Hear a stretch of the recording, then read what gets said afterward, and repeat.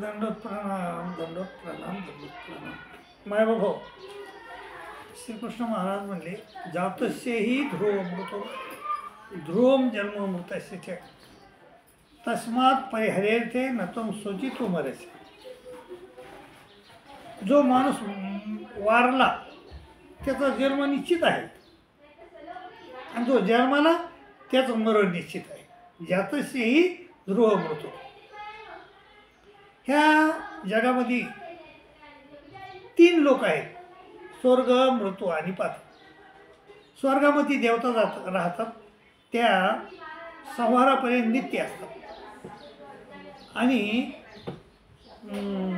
पाताळात देवता राहतात, त्या संहारापर्यंत नित्य आहेत। परंतु मृत्यू लोकामध्ये जीव राहतात, जीव, आणि त्या जीवाला मात्र मृत्यू येतो आणि जन्म होतो त्याचा। आणि 4 युग आहेत, कृतयुग, त्रेतयुग, द्वापारयुग, कलियुग।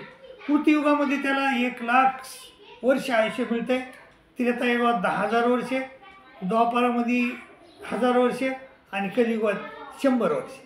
तर हे 100 वर्ष तो राहू शकतो, 100 वर्षाच्या पुढं राहू शकत नाही। जेवढं आयुष्य आहे युगाचं, युगामध्ये जेवढं आयुष्य प्रदान केलेलं आहे जीवाला, तेवढ्याच आयुष्यापुरता तो राहतो आणि मग कपडे बदलत राहतो।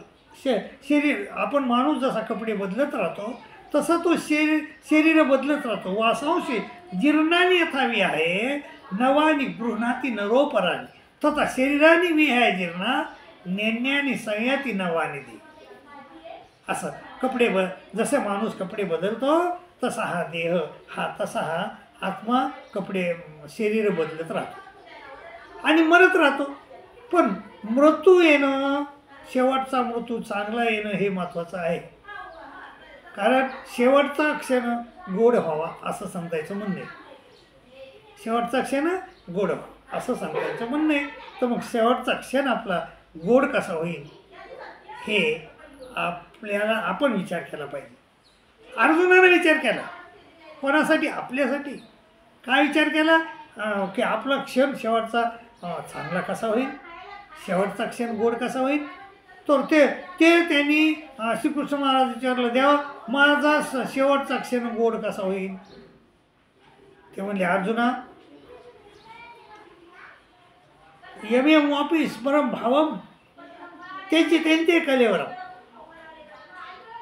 माणूस मरते समयी आपल्याला जो भाव उत्पन्न होतो, यमेव वापी स्मरम भावम त्याचे त्यांचे कलेवरम तम तमेवती कोणते सदा तद्भाव भावित तस्मात् सर्वेषु कालेषु मामनुस्मरितच मयर्पित मनोर्बुद्धिर मामे वैशेष्य संशय।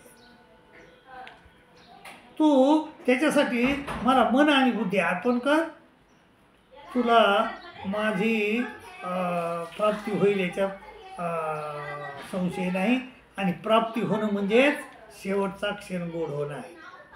माय बाबा, आपला शेवटचा क्षण गोड कसा होईल? आपण जर परीक्षार्थी असतो आणि जर आपण वर्षभर अभ्यास केला नाही तर आपल्याला परीक्षेत काय लिहिता येईल? नाही लिहिता येणार। त्यामुळं आपण 12 महिने म्हणजे वर्षभर अभ्यास केला पाहिजे आणि अभ्यास जर केला तर आपल्याला परीक्षेमध्ये चांगलं लिहिता येईल आणि चांगलं लिहिता आल्यामुळं आपल्याला चांगले मार्क पडते आणि आपला जो दुसऱ्या वर्गात जाण्याचा क्षण तो गोड होईल। तसंच आहे हे बी परमेश्वर प्राप्तीचं।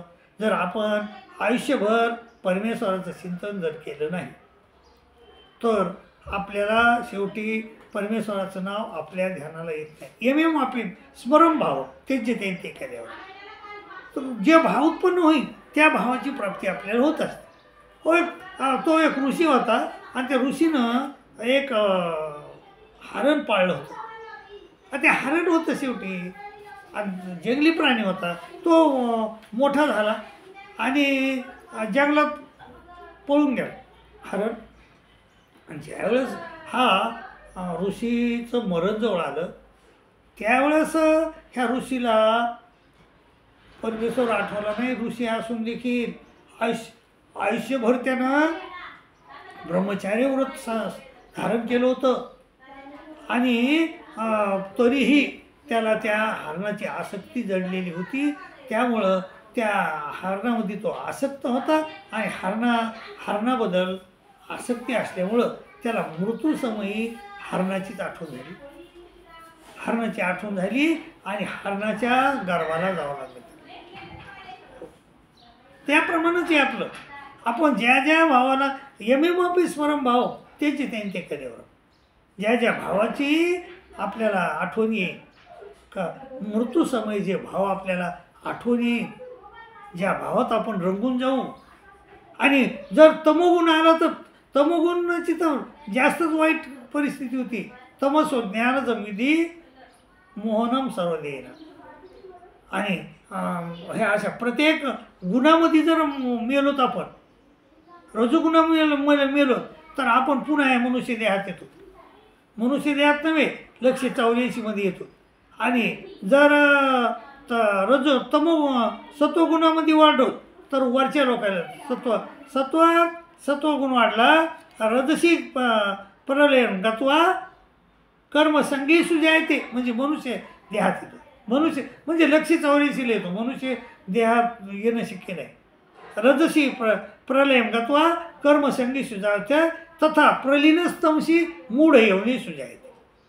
आणि जर आपल्याला तो मृत्यूसमयी तमोगुण उत्पन्न झाला तर आपण मूढ येऊनीला जातो. आणि यथा सत्व प्रवृत्ती येतो प्रलय येते देहमृत तदोत्तम विधान लोकात मलान प्रतिपद्धती. आणि सत्वगुणात जर आपण वाढलो मेलो म्हणजे आपल्याला तो भाव उत्पन्न झाला सत्वगुणाचा, तर आपल्याला काय होतंय, आपल्याला देवता लोकांची प्राप्ती होते आणि पुन्हा प्रपंचात यावं लागतं. त्यामुळं आपल्याला परमेश्वराची आठवण आपल्याला यायला पाहिजे. एमे वापिस परमभाव ते त्यांचे कलेवर तम तमेव तिकवते सदा तद्भाव भवता. म्हणून श्रीकृष्ण महाराज अर्जुनाला उपदेश देताना म्हणतात, अर्जुना तस्मात सर्वेषु कालेषु मामनुस्मरिद्धचे. सदा सर्व काळ युद्ध कर आणि युद्ध करत असताना माझं चिंतन कर. तस्मात सर्वेषु कालेषु मामनुस्मरिद्धचे मये पित मनोर बुद्धी मामे वैशेष्य संशय.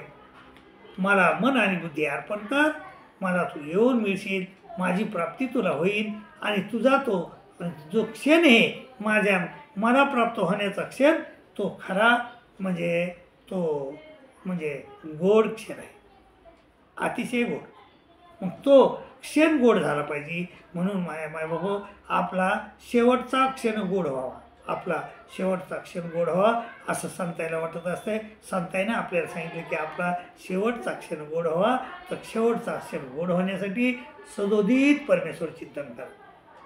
तस्मात सर्वेषु कालेषु मामनुस्मरिद्धचे. सदा सर्व काळ चिंतन करा आणि परमेश्वर प्राप्ती करून घ्या. अशी तुमच्या चरणी वारंवार पुन्हा सदोदित विनंती करतो आणि इथंच थांबतो. पुन्हा एक माझ्या गीता ज्ञानाच्या प्रचारासाठी आपल्याला एक भीक मागतो, तो म्हणजे सबस्क्राईब करा हीच विनंती. दंडोत प्रणाम. गेली वाटतं.